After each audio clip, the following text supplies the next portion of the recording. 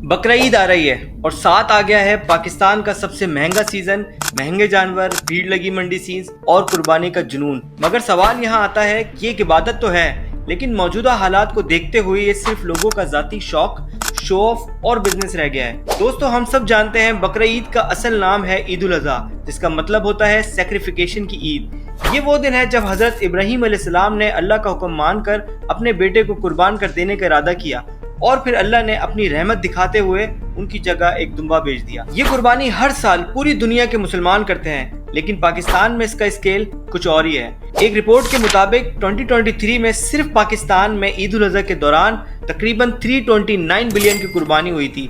जी हाँ, 329 अरब रुपए। और ये पैसा सिर्फ जानवर खरीदने तक महदूद नहीं रहता, इसमें ट्रांसपोर्ट, चारा, मंडी रेंट और कसाई तक सब कमाते हैं। तो आज की वीडियो में हम समझने की कोशिश करेंगे, क्या बकरा ईद सिर्फ एक इबादत का त्योहार है या ये एक फैंसी बिजनेस मॉडल और दिखावा बन चुका है। साथ ही जानेंगे कि कल्चर आखिर कैसे चेंज हुआ। तो चलिए शुरू करते हैं आज की ये वीडियो। एशिया की सबसे बड़ी मवेशी मंडी में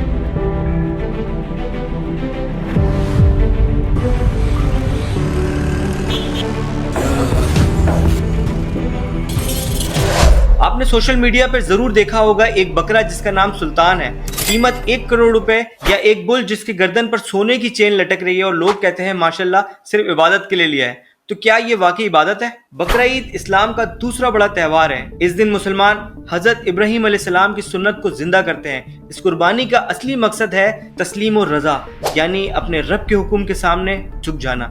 लेकिन 2024 तक आते आते ये मकसद कहीं गुम सा हो गया है। तो सबसे पहले हम बात करेंगे एक ऐसे बाजार के बारे में जो सिर्फ मंडी नहीं बल्कि एक तहजीब का हिस्सा बन चुका है, कराची की मवेशी मंडी।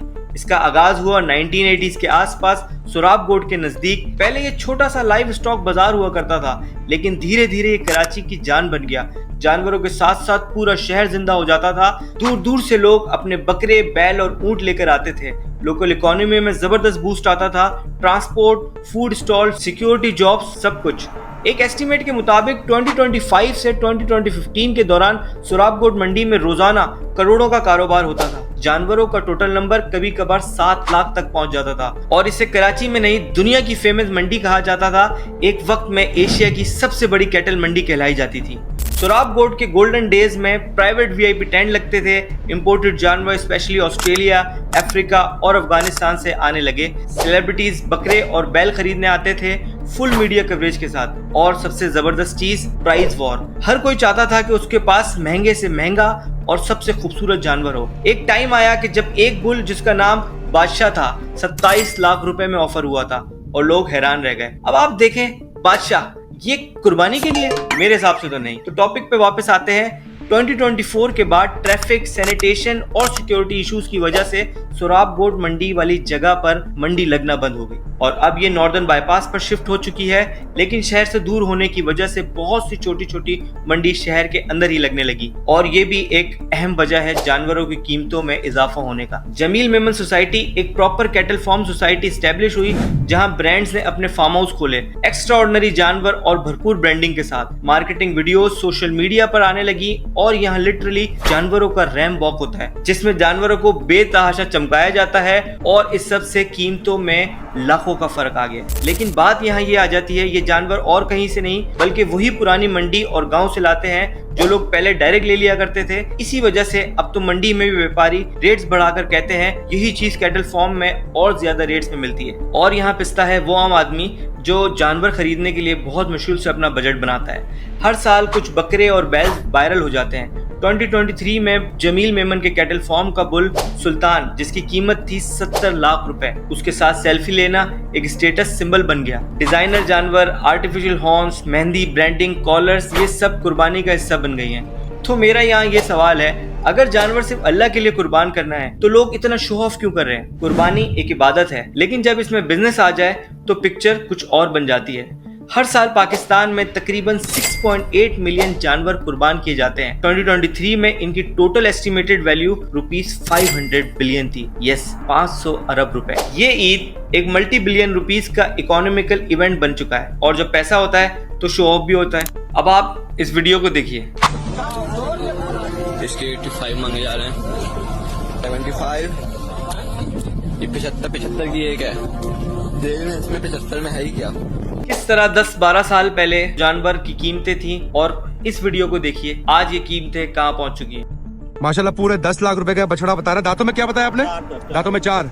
यहाँ पे खड़े में 25 करोड़ के जानवर, कुटी ना बस तेरी मेहरबानी, करोड़ रुपए का ये जानवर, करोड़ हो गया। ये सब तब शुरू हुआ जब कुर्बानी के जानवरों को सेलिब्रिटीज के नाम देना शुरू किए, जैसे ये बकरा बादल। और अगर चुलबुल पांडे से मिलवाऊं तो ये हैं चुलबुल पांडे, जो वजन में भी भारी हैं और मंडी में इनका जो है वो सानी नहीं है। सलमान खान की फिल्म से इंस्पायर था चुलबुल पांडे। इस साल 2025 में जो मशहूर बैल है उसका नाम है बोला। ये सब ब्रांडिंग करके इन जानवरों को इतना ऊपर पहुंचा देते हैं, इसके पीछे सिर्फ है दिखावा, शो ऑफ और अपने ब्रांड्स की प्रमोशन। तो लोग यहाँ ये कहते हैं हमने ये दिल से लिया है, दिल से खर्चा कर रहे हैं और कुर्बानी के लिए पैसे क्या दिखना। मैं इस बात को मानता हूँ, आपके जज्बाती फैसले में जरूर मानता हूँ, लेकिन हमें ये देखना होगा कि हम असल मकसद से तो नहीं हट रहे। आइए नजर डालते हैं कि पिछले सालों में रेट्स कितने इंक्रीज हुए।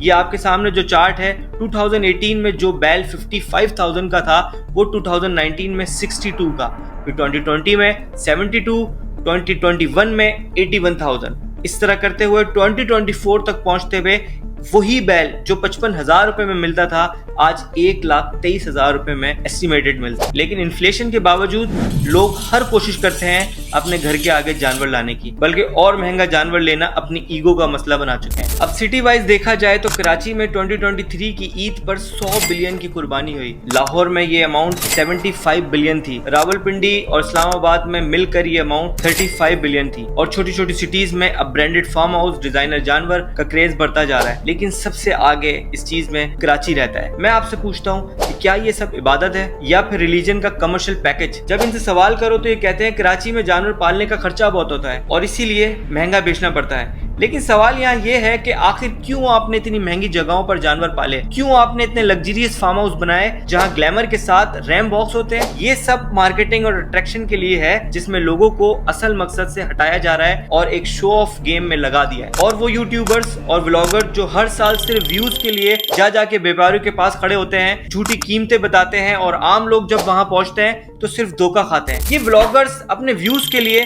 तब से मंडी जाना शुरू करते हैं जब वहां पर एक जानवर भी नहीं होता।